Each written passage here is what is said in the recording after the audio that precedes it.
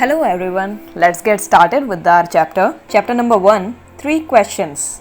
So children, 3 questions is a chapter which has a story by Leo Tolstoy. Children, Leo Tolstoy जो थे वे बहुत प्रख्यात धर्मावलंबी थे, यानी कि वे अपनी कहानियों के लिए बहुत प्रसिद्ध थे और वे महान दार्शनिक थे। उन्होंने कई लोगों को अच्छी राहें दिखाई जब वो अपने समय में थे।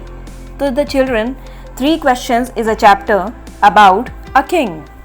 The thought came to a certain king that he would never fail if he knew 3 things. These 3 things were: what is the right time to begin something? Which people should he listen to? What is the most important thing for him to do?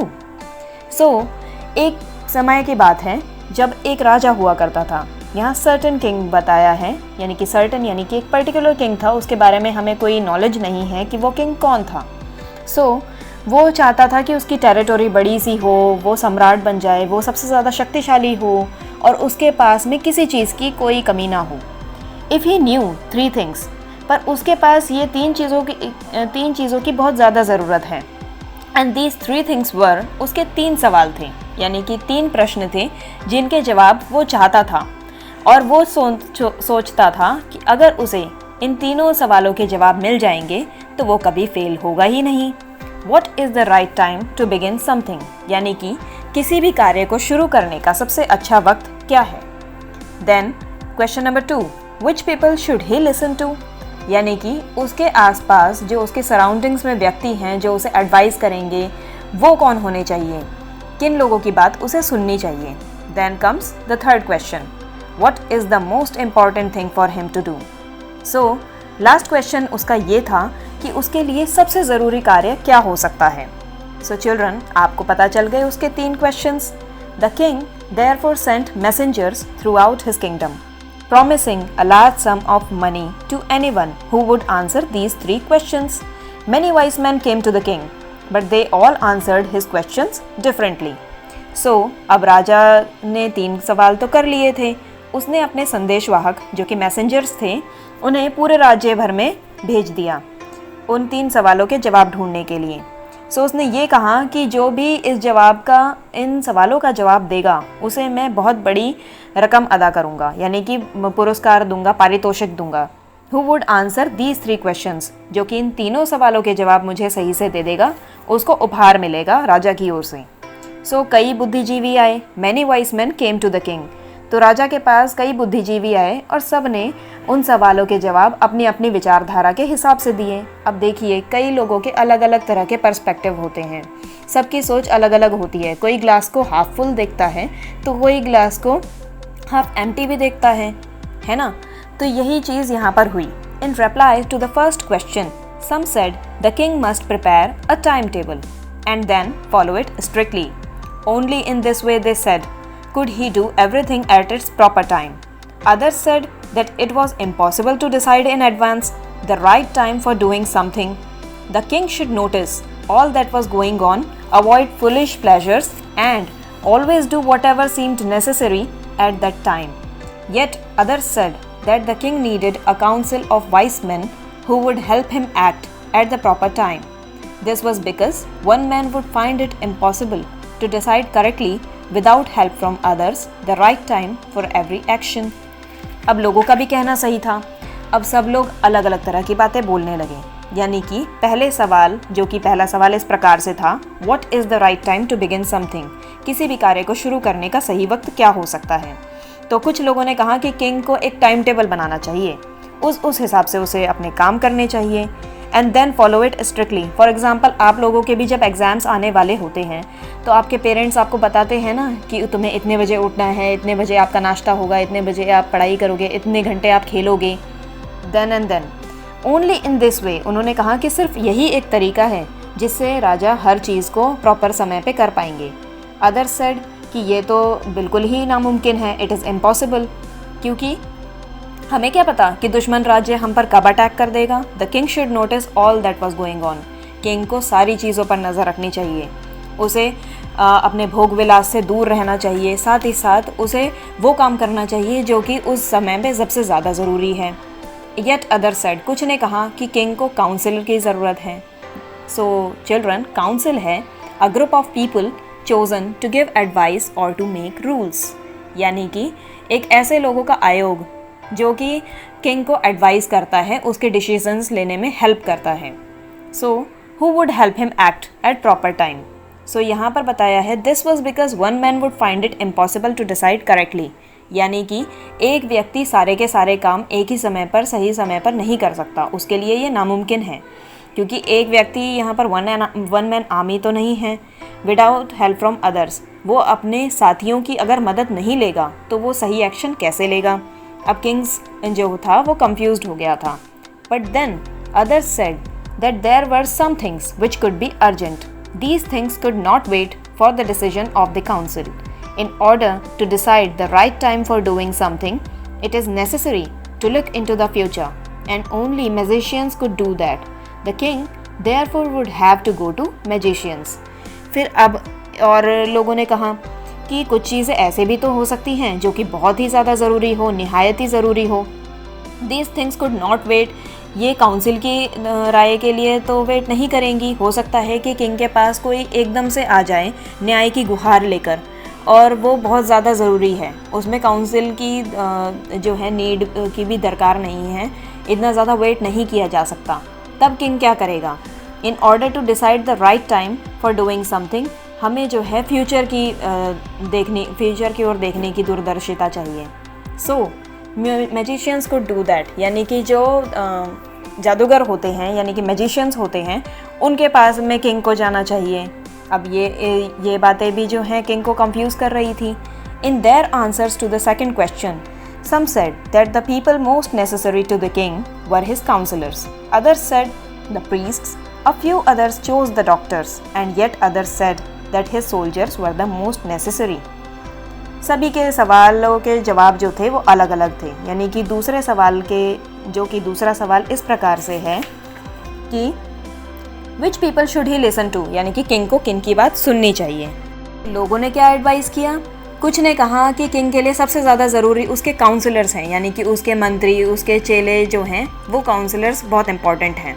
Others said कि king के लिए सबसे ज़्यादा बढ़िया रहेंगे उसके priests, यानी कि उसके पुजारी, पुरोहित, वो उसको सबसे अच्छी एडवाइस देंगे, क्योंकि वो लोग भगवान से कनेक्टेड हैं और भगवान का फैसला हमेशा से अच्छा होता है। देन अदर्स ने कहा, दूसरे लोगों ने कहा कि डॉक्टर्स सबसे ज़्यादा बढ़िया रहेंगे, जो भी राजवैद्य हैं वे सबसे ज़्यादा बढ़िया रहते हैं, क्योंकि वे हमारे शरीर की देखभाल करते हैं, तो वो किंग को भी सही एडवाइस करेंगे। और कुछ ने कहा कि किंग की सबसे ज़्यादा बढ़िया मदद तो उसके सैनिक ही कर सकते हैं, अगर सिपाही नहीं होंगे तो राजा तो बच ही नहीं पाएगा, उसके ऊपर दुश्मन अटैक कर देगा और राजा जो है मारा जाएगा। तो सोल्जर्स के लिए ज़रूरत बताई।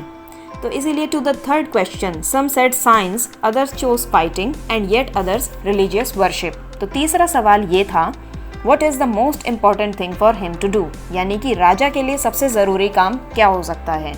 तो तीसरे सवाल के जवाब में कुछ ने कहा कि हमें विज्ञान का सहारा लेना चाहिए, क्योंकि विज्ञान बहुत ऑब्जेक्टिव होता है, सिस्टमैटिक होता है।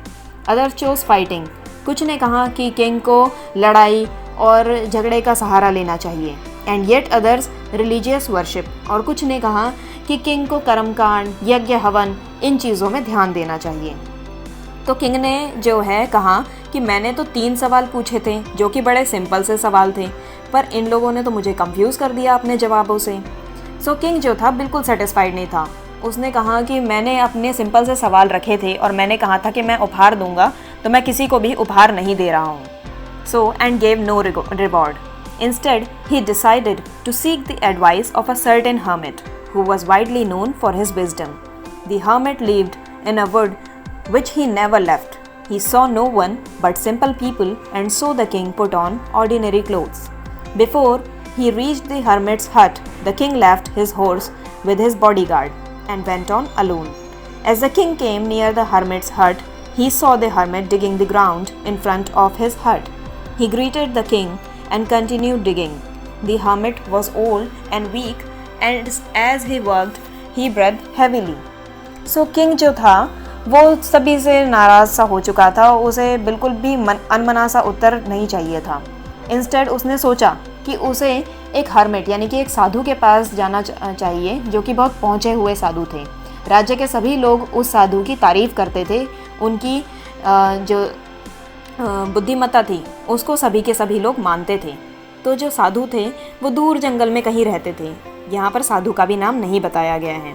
एक ऐसा व्यक्ति होता है हर्मिट जो कि वैराग का जीवन जीता है, जो कि वैरागी हो जाता है।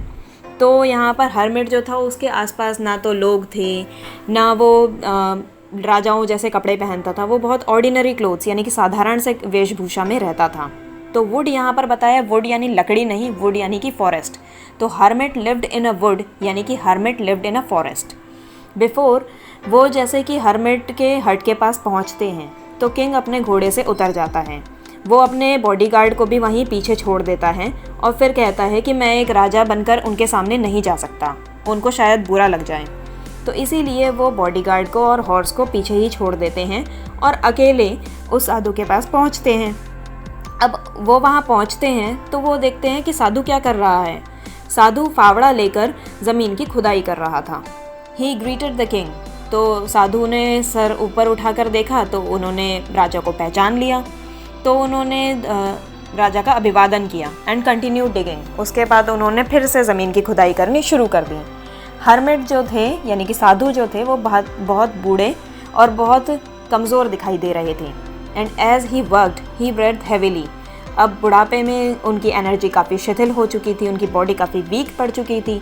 तो इतना काम करने की वजह से वे हाफ रहे थे। The king went up to the hermit and said, I have come to you, wise hermit, to ask you to answer 3 questions. How can I learn to do the right thing at the right time? Who are the people I need most? And what affairs are the most important? The hermit listened to the king, but did not speak. He went on digging. You are tired, said the king. Let me take the spade and work in your place. Thanks, said the hermit, giving the king his spade. Then he sat down on the ground. So king ने hermit के पास में अपने वही 3 सवाल दोहराए जो कि उसने राज्य में कहे थे, राज्य सभा में कहे थे कि मैं आपके पास आया हूँ एक याचक बनकर। हे साधु, मैं आपसे ये सवाल पूछना चाहता हूँ, how can I learn to do the right thing at the right time? यानी कि किसी भी चीज़ को करने का, किसी भी कार्य को करने का सही समय क्या होता है?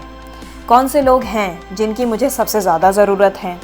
और कौन से मैटर्स या कौन से अफेयर्स बहुत ज़्यादा इम्पॉर्टेंट है, यानी कि किन कामों को सबसे पहले किया जाने की ज़रूरत है? हर्मिट ने किंग की ओर ध्यान से सुना पर उन्होंने कोई जवाब नहीं दिया।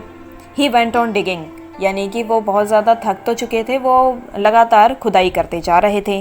राजा ने उनको देखा तो उसे दया आ गई। उसने कहा कि आप शायद थक गए होंगे, मुझे अपना फावड़ा दीजिए और मैं इस ज़मीन की खुदाई करता हूँ। तो हर्मिट ने अपना फावड़ा उन्हें पकड़ाते हुए धन्यवाद करते हुए कहा और फिर उसके बाद वो ज़मीन पर बैठ गए।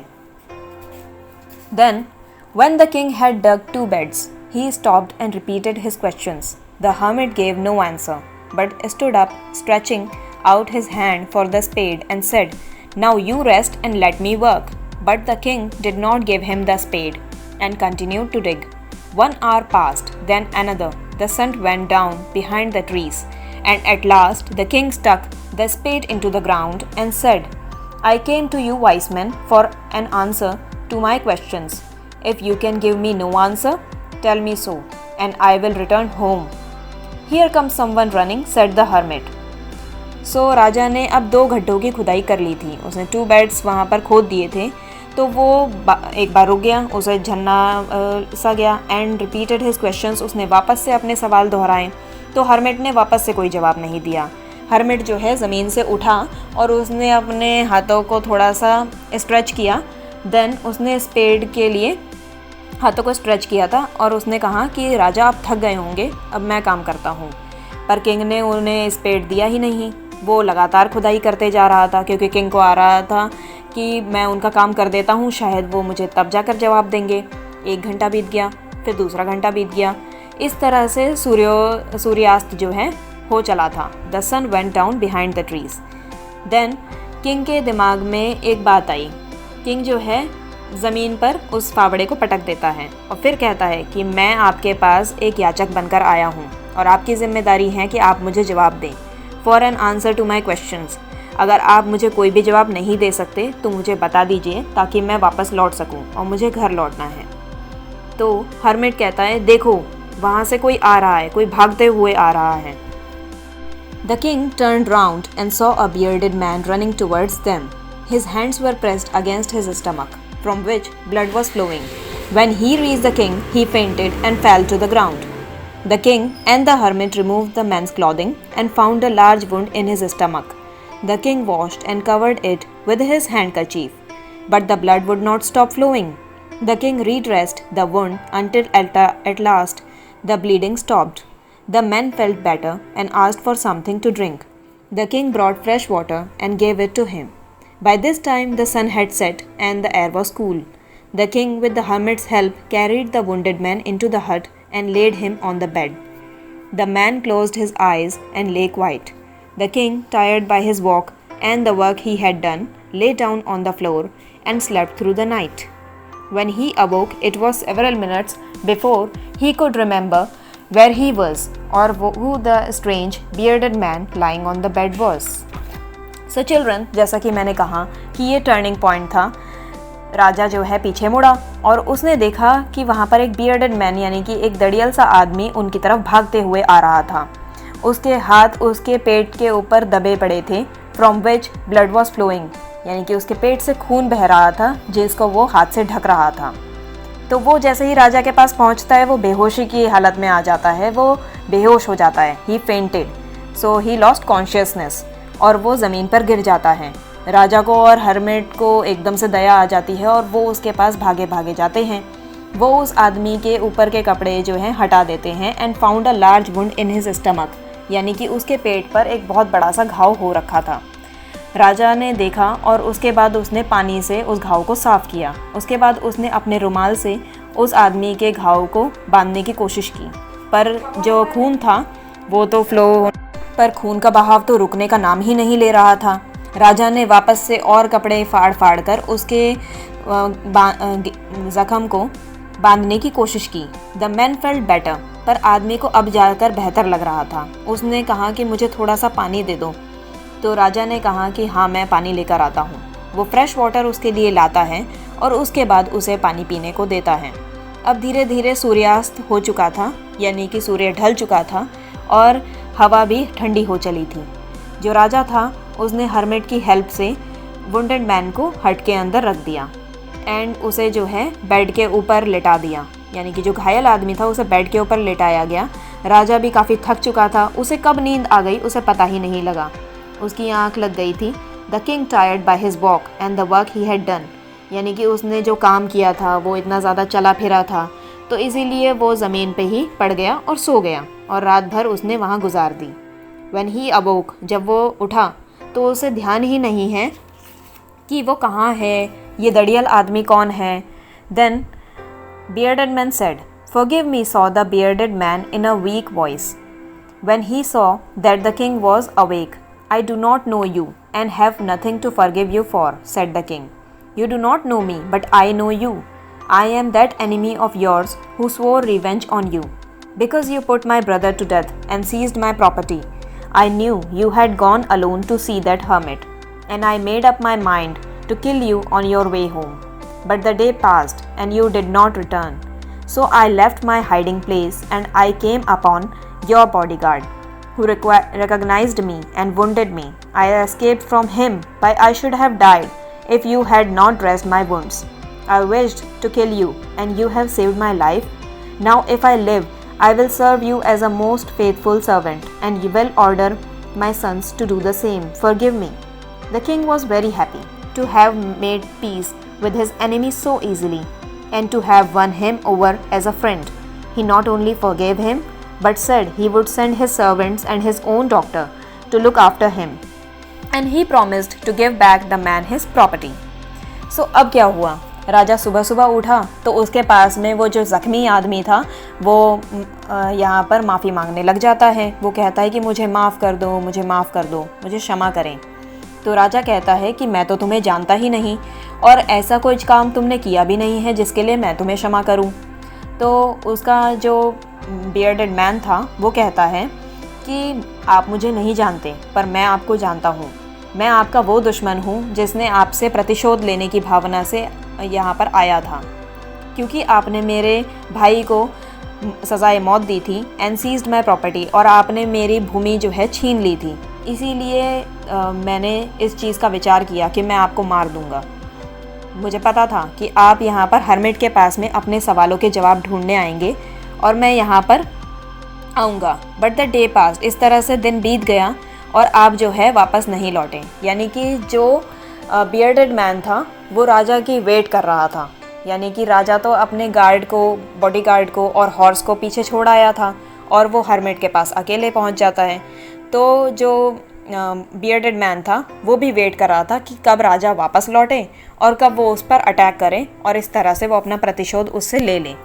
सो उसने अपनी छुपने की जगह को छोड़ दिया और उसके बाद वो बॉडीगार्ड के पास में सीधा पहुंच जाता है। जो बियर्डेड मैन था, दड़ियल आदमी था, उनका राजा का दुश्मन था, वो बॉडीगार्ड पे अटैक करता है। तो बॉडीगार्ड उसे पहचान गया था और उसने जो है मुझे ज़ख्मी कर दिया। मैं उससे अपने आप को खुद को बचाते हुए आया और शायद मैं मर भी जाता अगर आप मेरी मरहम पट्टी ना करते। तो बियर्डेड मैन राजा से ये बातें कह रहा था। मैं आपको मारना चाहता था पर आपने मेरी जान बचाई, पर अब मैं अगर ज़िंदा हूँ तो वो सिर्फ आपकी वजह से हूँ और मैं आपका सबसे वफ़ादार सेवक बनकर रहूँगा। तो वो जो बियर्डेड मैन था, जो कि उसका किंग का दुश्मन था, वो देखो अपने आप ही उसका फेथफुल सर्वेंट बनने के लिए कह रहा था। और उसने कहा कि मैं अपने बच्चों को भी यही चीज़ करने को कहूँगा कि वो आपकी सेवा करें, सो मुझे क्षमा करें। तो वो राजा से क्षमा याचना करता है। The king was very happy. इस तरह से राजा भी खुश था कि उसके बिना कुछ करे ही यहाँ पर शांति स्थापित हो चुकी थी। यानी कि उसका जो दुश्मन था, जो उसकी जान लेने के लिए आया था, वो अपने आप उसका दोस्त बन चुका था। उसने ना सिर्फ उसे माफ़ किया बल्कि उसने ये भी कहा कि वो अपने सेवकों को और अपने खुद के वैद्य को उसके पास भेजेगा जो कि उसको ठीक करें। And he promised to give back the man his property. उसने साथ ही साथ वायदा किया कि जो भूमि उसने छीन ली थी राजा ने उस आदमी से, वो भी उसे वापस लौटा देगा। Leaving the wounded man, the king went out of the hut and looked round for the hermit. Before going away, he wished once more to get answers to his questions. The hermit was on his knees sowing seeds in the beds that had been dug the day before. The king went up to the hermit and said, "For the last time, I beg you to answer my questions, wise man." "You have already been answered," said the hermit, still bending down to the ground and looking up at the king as he stood before him. तो अब ज़ख्मी आदमी से king की दोस्ती हो चुकी थी। अब ज़ख्मी आदमी को अकेले छोड़कर किंग ने हट के बाहर आया और उसके बाद वो साधु को ढूंढ रहा था। उसने कहा कि जब सारी चीज़ें सॉर्ट आउट हो ही चुकी हैं तो मेरे उन 3 प्रश्नों के उत्तर भी मिल जाएं जिनकी वजह से मैं शांति ग्रहण कर सकूं। सो वो जाने से पहले एक बार साधु से मिलकर जाना चाहता था ताकि उसे अपने 3 सवालों के जवाब मिल जाएं। अब साधु ज़मीन पर बैठे हुए थे और वो फ्लावर बेड उन्होंने खोदे हुए थे उस पे वो बीज डाल रहे थे, यानी कि बीज बोआई के लिए डाल रहे थे। तो राजा हर्मिट के पास जाता है और वो कहता है कि मैं आपके पास आखिरी बार आया हूँ साधु, सो मेरे सवालों के जवाब दे दीजिए प्लीज़। तो यहाँ पर साधु कहते हैं कि आपके सवालों के जवाब तो आपको मिल चुके हैं राजा। Set the hermit still bending to the ground. तो वो ग्राउंड पे ही बैठे हुए वहाँ पर बीज जब बो रहे थे तो वो राजा के ऊपर देखते हुए ये बात कहते हैं, "How have I been answered? What do you mean? Do you not see?" replied the hermit. "If you had not pitied my weakness yesterday and had not dug these beds for me, you would have gone away. Then that man would have attacked you and you would have wished you had stayed with me. So the most important time was when you were digging the beds, and I was the most important man. And to do me good was your most important business. Afterwards, when the men ran to us, the most important time was when you were caring for him. Because if you had not dressed his wounds, he would have died without having made peace with you. So he was the most important man, and what you did for him was your most important business. Remember then, there is only one time that is important, and that time is now. It is a most important time because it is the only time we have any power to act." So यहाँ पर जब राजा पूछता है कि कैसे मेरे सवालों के जवाब मिले, मुझे तो कोई सवालों के जवाब नहीं मिले, तो यहाँ पर साधु उन्हें समझाते हुए कहता है, क्या आपने देखा नहीं, अगर आप मेरे ऊपर कल दया करके मेरे लिए ये फ्लावर बेड्स ना खोदते तो हो सकता है कि आप चले जाते, क्योंकि आप वैसे ही झल्लाए हुए थे। तब वो आदमी आपके ऊपर हमला कर देता और तब आप ये सोचते कि काश मैं वहाँ पर रुक जाता, यानी कि यहाँ पर वापस ना लौट के आता, जिसकी वजह से वो आदमी आप पर अटैक ना कर पाता। सबसे ज़रूरी समय वो था जब आप ये फ्लावर बेड्स मेरे लिए खोद रहे थे और मैं सबसे ज़्यादा ज़रूरी आदमी था। साथ ही साथ आपने मेरे लिए ये कार्य किया, तो ये आपके लिए सबसे महत्वपूर्ण कार्य था, यानी कि इम्पॉर्टेंट बिजनेस था। आफ्टरवर्ड्स, यानी कि जब वो आदमी आपके पास भाग कर आया, तो सबसे ज़रूरी काम ये था जब आपने उसके ऊपर दया दिखाई और आपने उसके घाव को साफ़ किया, उसकी मरहम पट्टी की, उसको पीने के लिए पानी दिया। क्योंकि अगर वो आदमी वहीं पर हमारे सामने दम तोड़ देता या मर जाता, तो उस तरह से उसके मन में हमेशा एक ग्लानि रह जाती, उसकी आत्मा जो है शांति नहीं उसको मिल पाती। इसीलिए वो उस वक्त सबसे ज़्यादा ज़रूरी था। And what you did for him, यानी कि जो आपने उसके लिए किया, जो सेवा आपने उसके लिए की, वो सबसे ज़्यादा महत्वपूर्ण कार्य था। तो इसीलिए हमेशा इस बात का ध्यान रखें, there is only one time, यानी कि सिर्फ एक समय होता है जो कि हमारे लिए सबसे महत्वपूर्ण है, और वो है अभी का समय। यानी कि आपको अगर कोई भी काम करना है, जो भी आपके लिए ज़रूरी है, वो उसे अभी करो। यानी कि काल करे सो आज कर, आज करे सो अब, पल में परलय होएगी, बहुरी करेगा कब। तो it is most important time, क्योंकि यही एक समय है जब आपके पास एक शक्ति है उस काम को करने की। ज़रूरी नहीं है कि अगले पल में क्या हो जाए। The most necessary person is the person you are with at a particular moment, for no one knows what will happen in the future and whether we will meet anyone else. The most important business is to do that person good, because we were sent into this world for that purpose alone. तो कहने का मतलब ये है कि आपके लिए सबसे ज़रूरी व्यक्ति वो व्यक्ति होता है जो कि उस वक्त में आपके पास में है, क्योंकि कोई नहीं जानता कि आगे भविष्य में क्या होने वाला है। साथ ही साथ क्या हमें कोई मिलेगा भी या नहीं। साथ ही साथ हमारे लिए सबसे ज़्यादा ज़रूरी वही काम है कि हम सामने वाले की भलाई करें, because we were sent into this world, क्योंकि हमें इस दुनिया में, इस संसार में इंसानी रूप लेकर अगर भगवान ने दिया है, तो वो इसीलिए है ताकि हम दूसरों की सेवा कर सकें, दूसरों की भलाई कर सकें। तो कहने का मतलब ये था कि आपके पास जो समय होता है उसकी कदर कीजिए। सबसे ज़्यादा ज़रूरी समय जो होगा वो आपका तभी होगा जब आपके पास उस काम को करने की शक्ति होगी, उस काम को करने की एबिलिटी होगी। So children, this was the moral of this story, and this story has been retold. So Leo Tolstoy ने इस दार्शनिकता से इस कहानी को जो है बताया है। I hope you have got the chapter well. Thank you.